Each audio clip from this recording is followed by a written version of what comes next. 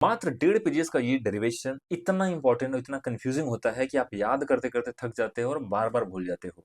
इसको हम आज एक एक वर्ड बहुत अच्छे से समझने वाले हैं, पूरा डेरिवेशन देखेंगे, तो बने रहिए अपने साथ। देखिए, मान लिया कि हमने एक सोलेनॉइड लिया जिसमें number of turns per unit length n दे रखा है, करंट आई फ्लो कर रहा है। अगर मैं आपसे पूछूं कि इस सोलेनॉइड के सेंटर वाली एक्सिस पे इंटीरियर इंटीरियर पॉइंट पर अगर मैं मैग्नेटिक फील्ड यहाँ पे पूछूं तो आप बहुत इजीली बता सकते हो sir mu not into n i होगा। यहीं पर एक क्वांटिटी और डिफाइन होती है जिसको हम बोलते हैं मैग्नेटिक फील्ड इंटेंसिटी, जिसको एन टाइम्स आई लिखते हैं। ध्यान रहे यहाँ पे म्यू नॉट नहीं होता, यहाँ पे म्यू नॉट होता है। अब सोचो कि अगर इसी कॉइल के अंदर, इसी सोलेनॉइड के अंदर अगर मैं एक मैग्नेटिक मटेरियल इंट्रोड्यूस करा दूं लाइक दिस, होगा क्या? इस मटेरियल के इंट्रोड्यूस कराने की वजह से इसके सेंट्रल एक्सिस पे जहां पे मैंने पहले मैग्नेटिक फील्ड लिखा था, उस पॉइंट का मैग्नेटिक फील्ड अब मॉडिफाई हो जाएगा और थोड़ा ज्यादा हो जाएगा। तो मैं उस, देखो, जब टोटल मैग्नेटिक फील्ड लिखूंगा तो बी नॉट जो कि पहले था प्लस ड्यू टू मटेरियल, तो ये दोनों की वजह से कंबाइन होके मैग्नेटिक फील्ड आएगा इसके सेंट्रल वाली एक्सिस पर। अब यहीं पर ये m क्या चीज है? m है मैग्नेटाइजेशन। मैग्नेटाइजेशन का मतलब होता है magnetic moment per unit volume. ये बेसिकली एक तरीके से जैसे इलेक्ट्रिक डाइपोल होता था, वैसे ये मैग्नेटिक डाइपोल है, जिसकी वजह से कोई मटेरियल मैग्नेटिक होता है, नॉन मैग्नेटिक होता है। ठीक है, अब देखो, ये जो मटेरियल मटेरियल में जो मैग्नेटिक फील्ड आने वाला है वो म्यू नॉट टाइम्स एम हम लोग लिखते हैं। अब जितना ज्यादा मैग्नेटाइजेशन होगा उतना ही ज्यादा मैग्नेटिक फील्ड आता है मटेरियल के अंदर। तो अगले स्टेप में देखो हमने क्या किया, बेसिकली बी नॉट की वैल्यू यहाँ से लिख दिया और बी एम की वैल्यू यहाँ से लिख दिया। अभी आपको याद रखना होगा। ठीक है, अब अगला स्टेप देखो, अगले स्टेप में क्या है कि भाई एक बात और हमें ध्यान रखनी है कि मैग्नेटाइजेशन, किसी भी मटेरियल का मैग्नेटाइजेशन उतना ज्यादा होगा जितना ज्यादा हाई मैग्नेटिक फील्ड इंटेंसिटी में रखा जाएगा।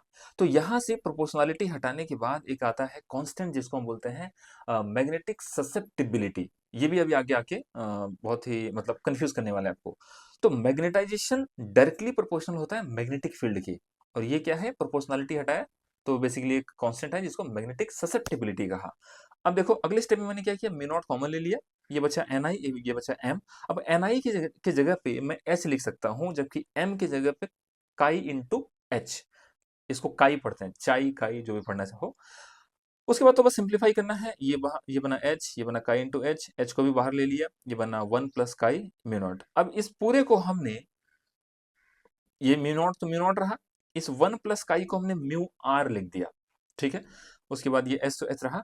तो बेसिकली म्यू आर किसके बराबर है, वन प्लस काई के बराबर है।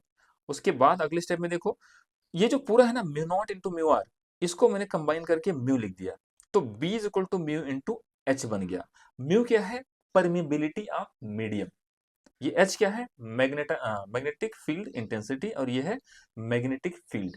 ठीक है, अब उसके बाद तो ये तो आपको पता ही है। अच्छा, म्यू आर आप देख सकते हो, अगर इसको मैंने इसके बराबर लिखा तो म्यू आर को म्यू बाई म्यू नॉट लिख सकता हूं मैं। ठीक है, अब आगे देखते हैं, तीन टाइप के मटेरियल होते हैं basically, diamagnetic, paramagnetic, ferromagnetic. Diamagnetic का मतलब नाम में ही जो डाइवर्ज कर दे, एक तरीके से समझ सकते हो। देखो डायग्राम में ये मटेरियल है, अगर आप मैग्नेटिक फील्ड लाइन इस मटेरियल के आसपास से होकर पास कराओ तो मैग्नेटिक फील्ड लाइन डाइवर्ज हो जाती है। मतलब इस मटेरियल से होकर पास नहीं करती बल्कि बाहर से पास करती हैं, क्योंकि ये डायामैग्नेटिक मटेरियल है, इसके अंदर मैग्नेटिक फील्ड घट जाता है। पैरामैग्नेटिक मटेरियल वो होते हैं जो अगर हम एक्सटर्नल मैग्नेटिक फील्ड में रखें तो अंदर और भी ज्यादा मैग्नेटिक फील्ड इंड्यूस हो जाता है। यही रीजन है कि अब मैग्नेटिक फील्ड लाइंस पास पास आ गई हैं।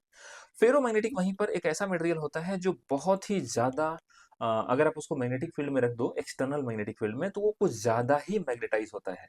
ठीक है, अब देखो, अगर म्यू लेस देन हुआ म्यू नॉट की, अब ये कैसे याद रखोगे, देखो भाई, इस वाले इक्वेशन को देखो, म्यू नॉट कांस्टेंट है, एच कांस्टेंट है, जो म्यू आर है वो basically mu divide by mu naught है। अगर किसी मटेरियल का म्यू कम हुआ म्यू नॉट से तो ये वैल्यू एक से कम होगी। वही हमने लिखा है कि अगर म्यू कम हुआ म्यू नॉट से तो बेसिकली ये डायमैग्नेटिक होगा।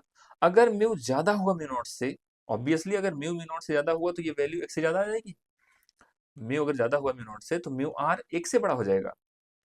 खैर, म्यू अगर बड़ा हुआ म्यू नॉट से तो ये पैरामैग्नेटिक केस होगा, और म्यू अगर बहुत ज्यादा हो जाए म्यू नॉट से तो ये बनेगा फेरोमैग्नेटिक। अब देखो, अगर यहां तक आप पहुंच गए हो तो आगे का स्टेप देखो भाई। ये रहा, हाँ, mu divide by mu naught है म्यू आर के बराबर। और क्योंकि म्यू नॉट बड़ा है, म्यू नॉट बड़ा है, म्यू छोटा है, तो ये जो रेशियो है, ये तो 1 से कम होगा ना, लेकिन 0 से बड़ा होगा। ठीक है? अगली बात, अगर म्यू अगर म्यू बड़ा हुआ म्यू नॉट से, तो म्यू रिलेटिव जो है वो 1 से बड़ा होगा, लेकिन 1 से बहुत ज़्यादा बड़ा नहीं होगा, कंपैरेबल होगा। ये एप्सिलॉन का मतलब या ई का मतलब हमने लिया है कोई बहुत छोटा-सा नंबर प्रेज़ेंट करने के लिए, ठीक है? तो 1 प्लस एप्सिलॉन का मतलब 1 से थोड़ा-सा ज़्यादा। फिर हमने देखा कि अगर फेरोमैग्नेटिक हुआ तो म्यू बहुत ही ज़्यादा बड़ा होगा म्यू नॉट से, इसका मतलब म्यू रिलेटिव और बहुत ही ज़्यादा होगा 1 से। अब इसके बाद देखो कि ससेप्टिबिलिटी को कैसे रिलेट करें। भाई mu relative is equal to 1 plus chi. तो यहां से देखो, अगर म्यू रिलेटिव 0 से 1 वेरी करेगा, तो अगर आप इसको 0 रखोगे तो सॉरी, इसको 0 रखोगे तो काई -1 बनेगा, और इसको 1 रखोगे तो काई 0 बनेगा, इसलिए -1 से 0 वेरी कर रहा है। फिर हमने देखा यहाँ पे देखो, अगर म्यू रिलेटिव 1 होगा, अगर म्यू रिलेटिव 1 होगा तो काई 0 होगा, इसलिए 0 से स्टार्ट हो रहा है। और अगर म्यू रिलेटिव 1 प्लस समथिंग होगा, तो काई समथिंग होगा, इसलिए 0 से समथिंग मतलब 0 से थोड़ा सा बड़ा, 0 से लेके 0 से थोड़ा सा बड़ा। और ये तो अगर म्यू बहुत ही ज्यादा बड़ा हुआ, तो काई भी बहुत ही ज्यादा बड़ा होगा 1 से।